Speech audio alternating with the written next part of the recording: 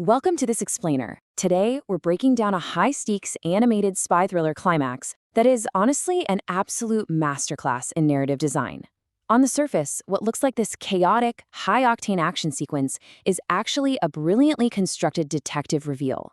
We're going to decode the clues, uncover a massive global conspiracy, and see exactly how honest intuition completely outsmarts international sabotage. So let's dive right into the exact moment the stakes get raised to literal life and death levels. Lightning McQueen must be killed. Wow. Talk about a chilling order, right? This isn't just some friendly competition on a racetrack anymore. This is an explicit, lethal command. By establishing this intense level of danger right out of the gate, the narrative completely hooks us. The villains aren't just trying to win a race here, they're executing a targeted assassination in front of the entire world to serve a much, much darker agenda.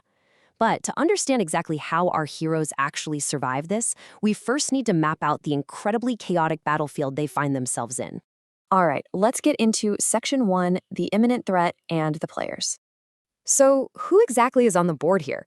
We've got a bizarrely eclectic mix. First, there's Mater, who everyone basically assumes is just a foolish, rusted tow truck, but he's actually our unlikely detective.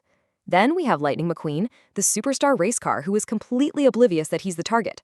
Add in Finn McMissile, the highly trained spy who is seriously struggling to keep up with all the chaos. And on the villain's side, well, Professor Z is operating as the decoy villain, taking all the heat, while Miles Axelrod, the billionaire, is secretly pulling all the strings as the mastermind. Keeping these roles straight is absolutely crucial because the villains are launching two massive, simultaneous attacks against our heroes. Now, the danger they're facing is literally twofold. Threat number one is a massive electromagnetic pulse, or EMP. The villains are using this invisible weapon to target race cars that are running on a new alternative fuel called All-in-All. Basically, they're trying to make this green fuel look unstable and dangerous on a global stage. But when that macro-level plan hits a snag with McQueen, they instantly trigger threat number two, their backup plan. They physically sneak a lethal bomb into McQueen's pit area, which actually ends up attached directly to Mater. So we have this massive conspiracy to destroy alternative energy, paired with the immediate micro-level threat of a ticking explosive. It's this dual threat that forces our heroes into a frantic high-speed evasion.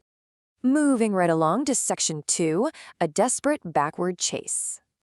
Okay, picture this. In a stroke of absolute, brilliant absurdity, Mater proves he is the world's best backwards driver. He realizes he's got a bomb strapped to him at the exact moment his best friend, Lightning McQueen, rushes over to help him. So, to keep McQueen out of the blast radius, Mater has to flee. But because McQueen is actively chasing him to help, Mater actually has to drive away from him in reverse at top speed. It's such an absurd, highly entertaining visual, a buck-toothed tow truck just outrunning a top-tier race car backward. But underneath all that humor, it's a desperate, brilliant tactical move by a hero trying to save his best friend. However, just outrunning the bomb isn't going to be enough because of one very specific mechanical detail. You see, the explosive strapped to Mater isn't just your run-of-the-mill bomb. It's voice-activated. That means it can literally only be disarmed by the specific individual whose voice originally armed it, and the timer is ticking down fast. Our heroes manage to capture the decoy villain Professor Z, totally assuming he's the mastermind. But when he tries to deactivate it, the bomb absolutely refuses to disarm. And that's when the horrific realization sets in. Professor Z is just a lackey. Someone else, the true mastermind, activated that bomb. Suddenly, unmasking the mastermind isn't just about solving some crime. It is an immediate, split-second matter of life and death. Which brings us perfectly to Section 3, decoding the mastermind's identity. This is where it gets really good. Mater, a guy who is dismissed by almost everyone as a fool, suddenly connects three totally isolated details. First, the leaked oil. He remembers someone leaking oil at a party in Japan and wrongfully blaming it on him. Second, the engine picture. He recalls seeing a mysterious photograph of the true mastermind's internal engine build. And finally, the third step, the ultimate key, the Whitworth bolts. Mater notices the highly specific, incredibly rare hardware that's actually holding the bomb together. Let's look a bit closer at how Mater uses this exact information to confront the most powerful car in the room. I realize y'all attached this ticking time bomb with Whitworth bolts, the same bolts that hold together that old engine. Think about how wild that is. With this one single realization, Mater completely dismantles the disguise of billionaire philanthropist Miles Axelrod. By using his highly specialized blue-collar knowledge as a tow truck, his deep, everyday understanding of parts and engines, Mater just tears down Axelrod's disguised voice and public persona. He proves that this supposedly forward-thinking billionaire actually has an old, outdated engine block hidden right beneath his shiny exterior, an engine held together by the exact same rare bolts used to build the bomb. Facing imminent death, Axelrod is forced to scream, "Deactivate," revealing his true voice, disarming the bomb, and literally saving everyone. But why? Why did Axelrod do it in the first place? What was his motive? Let's unpack that in Section 4, the Big Oil Conspiracy. If you look at Axelrod's lies, they perfectly contrast his sinister reality. Publicly, he claimed to be this reformed billionaire promoting green energy by creating a brand new alternative fuel called Elenol. But the true motive?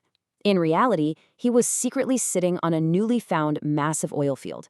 His entire master plan was to actually sabotage his own alternative fuel on live television using that EMP, causing the cars to crash.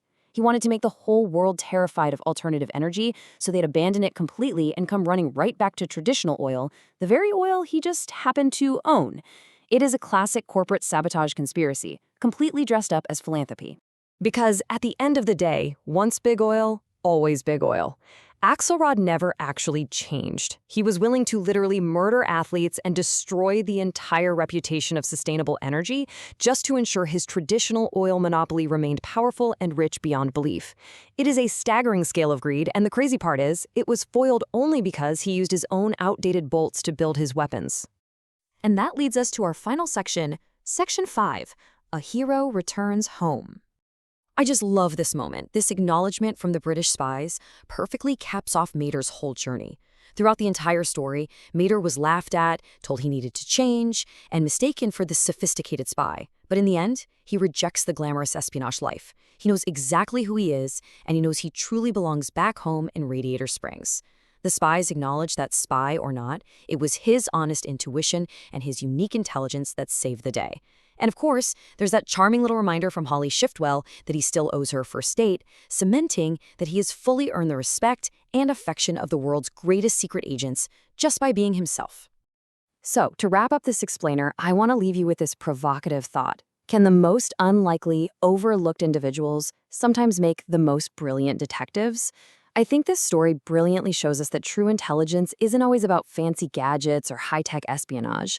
Sometimes it's just the specific, everyday knowledge of a mechanic, like knowing the difference between oil types or recognizing a rare bolt, that cracks the case wide open. It really proves that absolutely everyone has a unique perspective that brings value, and the very things people might laugh at you for, they could be the exact tools needed to save the day.